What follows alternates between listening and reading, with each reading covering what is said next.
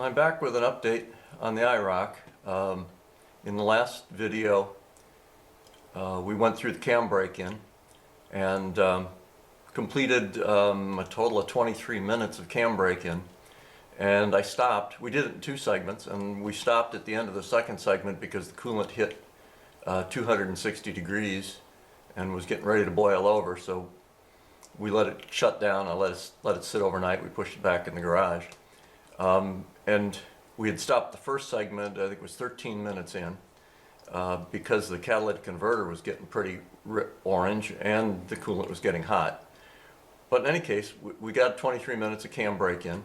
So that gave me a chance, time over 2,000 RPM and so forth. One of my challenges was that the alternator wasn't charging, so the battery was starting to go down.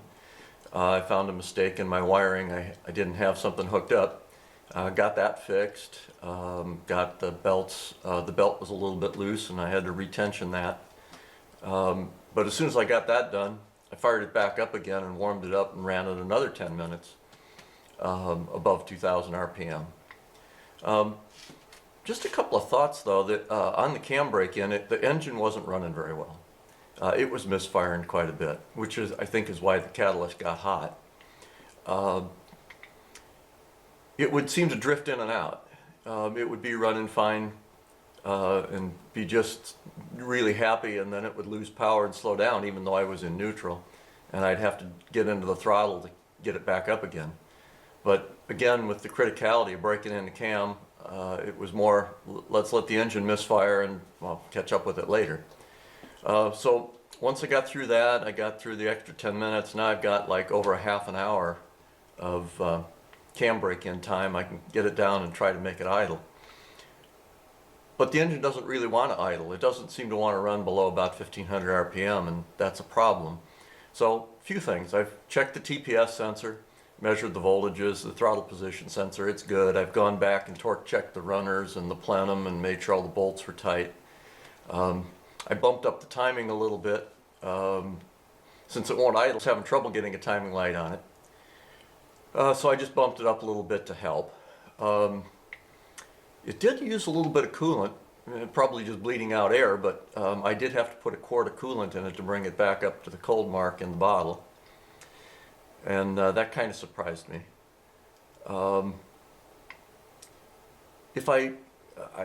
After I got the timing bumped up a little further, I could get it down to, if I play with the throttle, I can get it down to about 750 or so, which is kind of where it needs to be, but it's kind of right on the edge of just barely running. It's still erratic. I put it in gear, and it takes both feet. You got to hold a foot on the throttle and a foot on the brake to keep it running. And you can tell that the vacuum's low because the brake booster gets hard real fast. So I made a cardboard shim to put in the throttle so that it would stay running. So I could take my foot off the throttle. It's throttle stopped open just a little bit, and then I could get a timing light on it.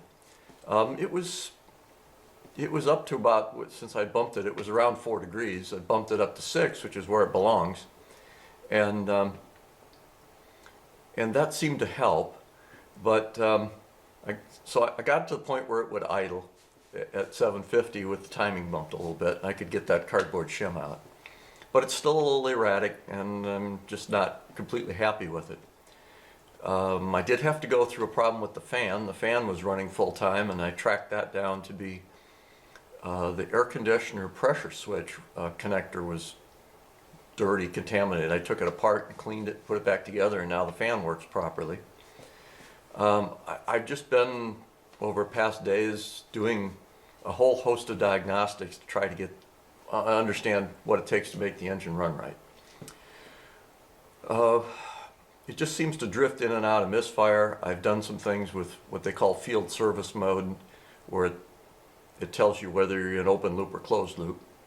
And the engine was going into closed loop after a time, at least when I ran that test. I do have some general valve train noise, and I don't know, these high energy cams have some reputation for a little bit of valve clatter, even at idle, or sewing machine noise they like to call it.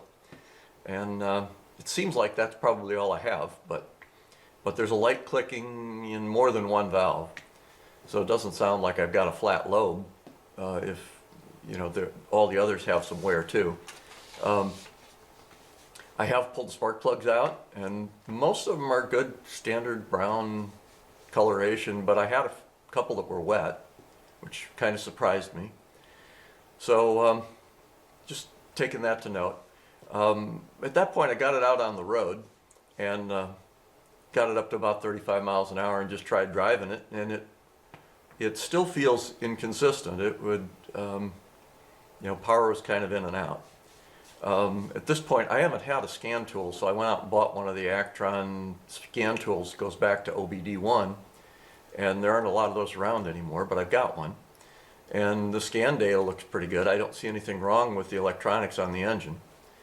I can take it out on the road, and I've got a couple spots planned where I can go out here on the back roads, and I can go like 1 mile, 2 miles, 3 miles, and do a U-E, come back with a U-turn and not have to back up. I really don't want to have to walk a long ways if it fails on me.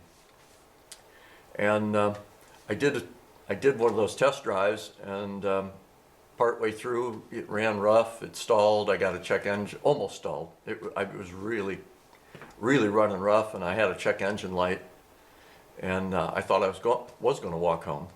When I got back I checked, and it was a code 44 for being lean. So since it's been erratic, the fuel gauge wasn't reading. It was still reading empty even though I'd put gas in it. Not a lot of gas, but I put a can of it, 5 gallons in. Being as that, I went through and checked all the fuel pump and wiring back to the tank and got under the back. And I found a problem. The problem was that the new sending unit that I put in has a weather pack type connector that matches the GM weather pack. And 2 of the pins weren't latched in the connector. So when I pushed the connector together, the pins pushed back. They were touching, but they weren't making good contact, and one of them was the ground side of the fuel pump, and the other one was the feed for the gauge. So when I found that, I was able to latch both of those pins in place, put the connector back together, and that helped a lot. Now I could hear that I had the fuel pump was running better, and the car started to smooth out. Well, so I did some more test driving, took it out.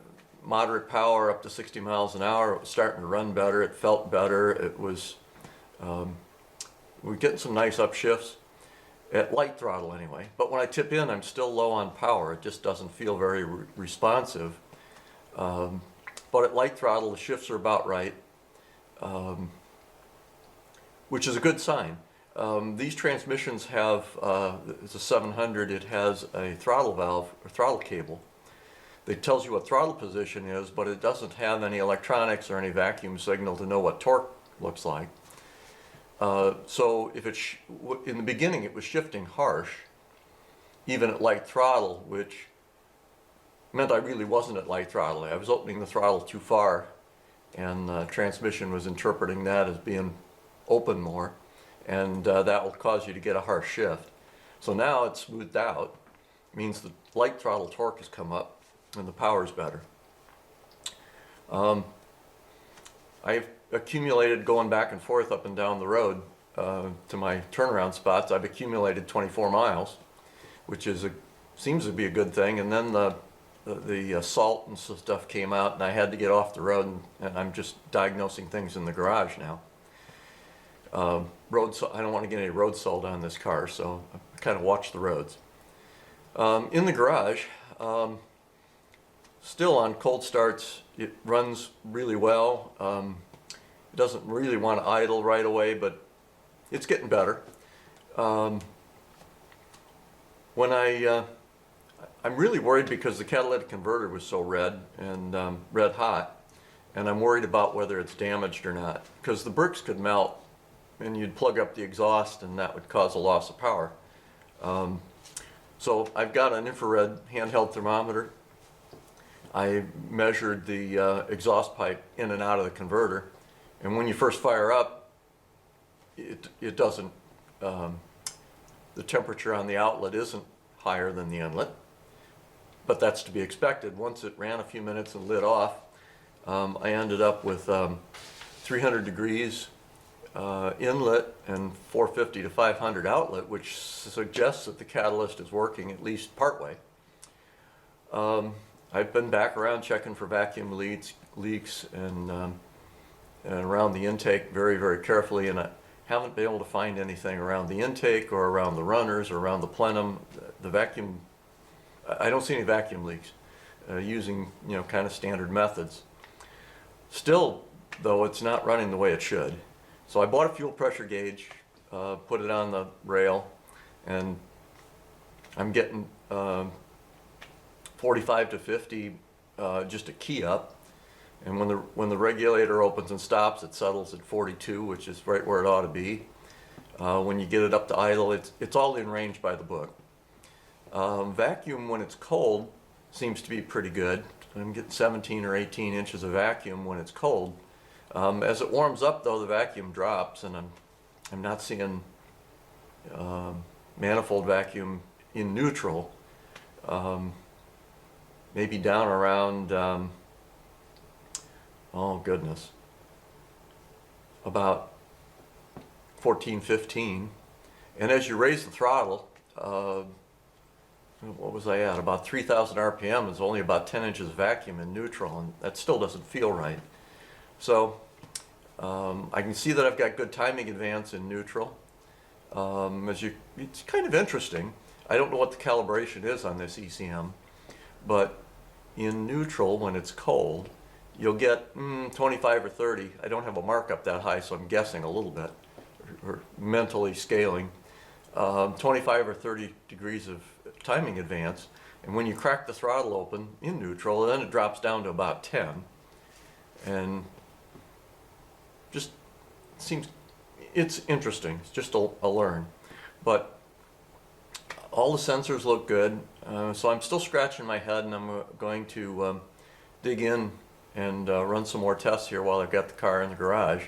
It hasn't got a lot of runtime. I've only, you know, altogether the engine's got about 2.5 hours maybe of runtime so far. And I haven't taken much video while I'm doing this because it's just kind of a scramble of checking a lot of different things to try to find something that's amiss, because you know, for a brand new engine it really ought to run a lot better than this. And I'll report back when I get a little bit further.